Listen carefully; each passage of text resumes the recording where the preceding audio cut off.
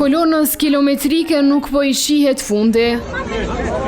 Pritja e gjatë e mërgjimtarve në kufirin Kroaci-Serbi po tentohet të lehtësohet me dalje nga automjeti.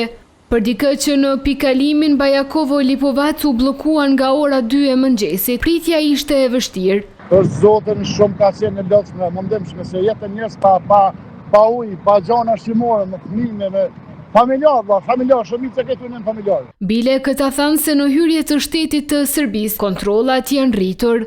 Po, kemi informacione të sakta që tonë, kush i kanë ato llogat e flamurit apo këtë avione, janë të i hekë se e kanë marrë informacion që i kanë kontrolluar dhe familjarët dhe tjera private. Ndonë se pritjet janë disa orëshe, gurbetçarve nuk u është dhënë ndonjë sqarim pse po ndodh kjo. E ata që i përjetuan vonesat thonë se ka qenë e mundimshme. Katastrofë.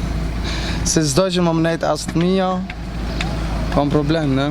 Ne kanë prit 10 orë në Kroaci, plus 5-6 orë në Austri, ama që është kryesor që tu janë sot në Kosovë. Nga Ministria e Punëve të Jashtme të Kroacisë thanë se kolonat janë pasojë e fluksit të udhëtarëve.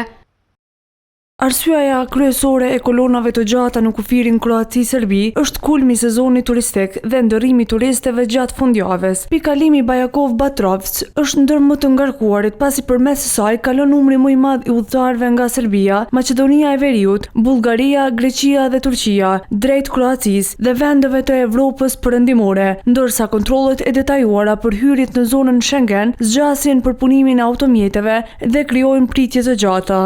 Pati edhe nga ata që zgjodhen rrugë të tjera. Këtu pritëm një 45 minuta në mërdore, atje Hungari, Serbia aty kina një orë kina prit, për ndryshe së pra kina kalu. Ditë më parë, Ministria e Punëve të Jashtme dhe Diasporës në Kosovë u ka bërë thirrje mërgjimtarëve që të mos udhtojnë nëpër Serbi, por të përdorin rrugë alternative.